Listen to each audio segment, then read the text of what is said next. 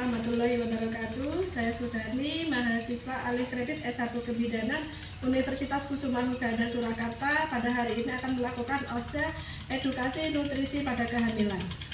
Assalamualaikum. Salam. Mari Bu, Pak, silakan masuk.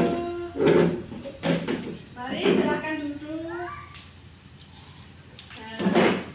Pak, Bu, saya Sudani, bidan yang bertugas di Poli Kandungan pada hari ini. Di sini nanti saya akan memberikan edukasi tentang nutrisi kehamilan. Apakah Bapak dan Ibu bersedia? Ya, kira-kira waktunya nanti 15 menit ya Pak, Bu. Sebelumnya saya data dulu ya Bu. Boleh pinjam bukunya? Ini namanya Ibu umurnya 27 tahun. Iya, ini kehamilan pertama ya Bu? Pertama. Iya, umur kehamilannya 24 minggu. 24 minggu. Ini ada keluhan Mbak? Susah makan. Susah makan, iya. Kita dulu ya, mari ke sana dulu Bu. Iya. Ini ya Bu, dari hasil pemeriksaannya, ini tensinya Ibu tadi 110/80, normal ya. Nadinya 80 kali per menit. Pernapasannya 24 kali per menit. Terus suhunya 36,5. Ibu jarang makan ya. Ini tadi kadar hemoglobinnya HB-nya itu 11 gram per sen. Nah, kemudian untuk tingkat lengan atasnya itu hanya 23 cm. Harusnya lebih dari 23,5 cm. Nah, ini menunjukkan bahwa Ibu gizinya agak sedikit kurang. Nah, di sini nanti saya akan memberikan edukasi tentang nutrisi pada kehamilan ya Bu, Pak. Nah, maaf sebelumnya Bapak Ibu, apakah Ibu pernah mendapatkan informasi mengenai kebutuhan gizi pada ibu hamil sebelumnya? Belum pernah ya. Nah, di sini nanti saya akan menjelaskan beberapa tentang nutrisi selama kehamilan ya Pak Bu. Nah, pentingnya pemenuhan nutrisi bagi ibu hamil itu sangat penting untuk pertumbuhan janin dan ibu, untuk pertambahan besarnya organ kandungan, terutama untuk rahim ya, perubahan komposisinya, dan metabolisme tubuh ibu. Prinsip pemenuhan gizi pada ibu hamil yaitu dengan gizi seimbang yang terdiri dari karbohidrat, protein, lemak, vitamin, dan mineral. Nah, kebutuhan energi selama kehamilan itu berbeda dengan sehari-hari. Jadi selama kehamilan itu meningkat kurang lebih itu sebesar 300 kalori per hari atau 15%, terutama pada trimester kedua dan ketiga. Jadi umur kehamilan 13 minggu sampai dengan 40 minggu itu kebutuhan nutrisinya lebih besar.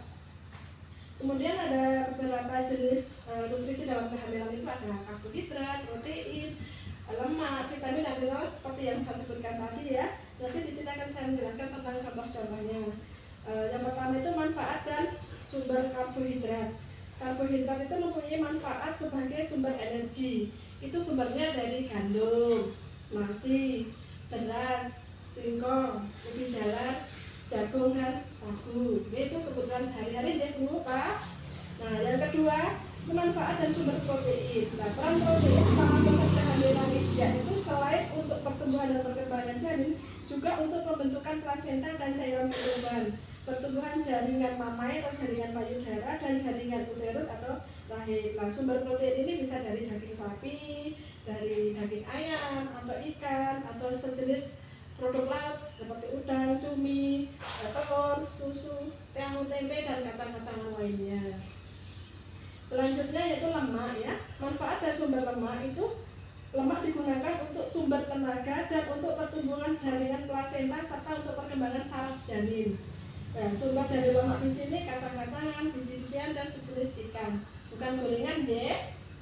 Nah, kemudian vitamin dan mineral. Vitamin dibutuhkan selama kehamilan yaitu vitamin A, vitamin B, vitamin C, dan vitamin D. Sedangkan mineral yaitu jenisnya dari kalsium, fosfor, tablet Fe, zinc, atau asam folat. Nah, ini sumbernya bisa dari susu atau vitamin yang diberikan. Selama periksa di sini diberikan kemarin ya Bu ya, yang harus diminum setiap hari itu ya. Nah, selanjutnya manfaat dan jumlah kebutuhan cairan. Cairan yang digunakan untuk mencegah dehidrasi dan mencegah konstipasi atau sembelit.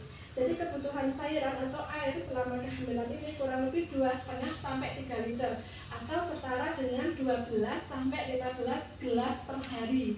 Lumayan banyak ya Bu.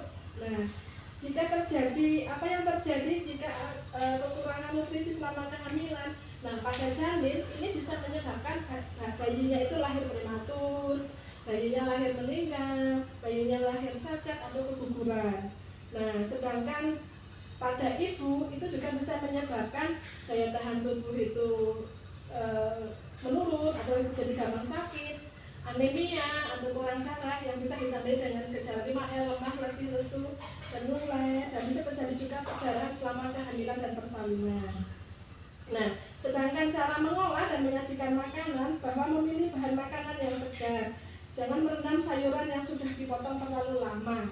Itu jangan lama-lama kalau merendam sayuran ya. Agar vitamin B dan vitamin C-nya itu tidak larut dalam air. Kemudian juga selalu menggunakan peralatan memasak yang bersih. Memasak sayuran jangan direbus terlalu lama agar vitamin di dalamnya itu tidak hilang. Jadi ya sampai empuk saja sudah diangkat ya. Kemudian masak daging dan ikan harus benar-benar sampai masak.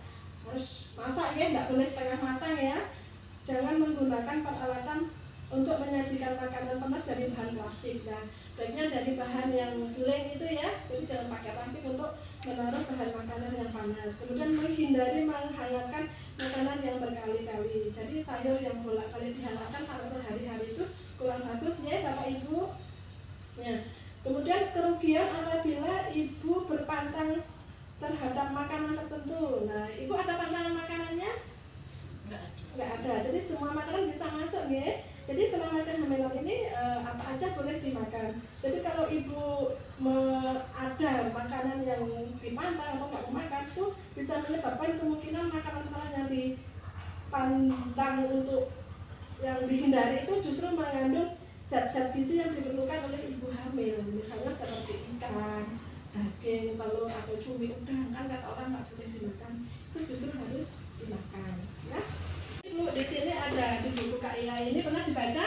Nah, ini ada contoh menu untuk ibu hamil ya. Jadi ada sumber karbohidratnya itu contohnya seperti apa, kemudian mineral, vitamin dan lemak itu seperti apa. Jadi kalau makan tuh dari dalam satu porsi itu ada nasi, ada sayur beningnya, kemudian ada tahu atau tempe, nggak harus daging juga, bisa telur ya, atau ayam atau ikan. Dan syukur-syukur ada buah sama susu. Ya. Sampai di sini paham itu yang saya jelaskan tadi? Ada yang mau ditanyakan? Tidak ada. Kalau tidak ada yang ditanyakan, saya catat dulu ya. Nanti kontrol 1 bulan lagi ya Bu. Atau kalau tidak ada keluhan nanti bisa 1 bulan kalau ada keluhan ya waktu boleh periksa. Ya. Kalau tidak ada yang disampaikan, saya cukupkan pertemuan kali ini sampai di sini. Kurang lebihnya mohon maaf. Udah Bu, terima kasih. Ya. See you.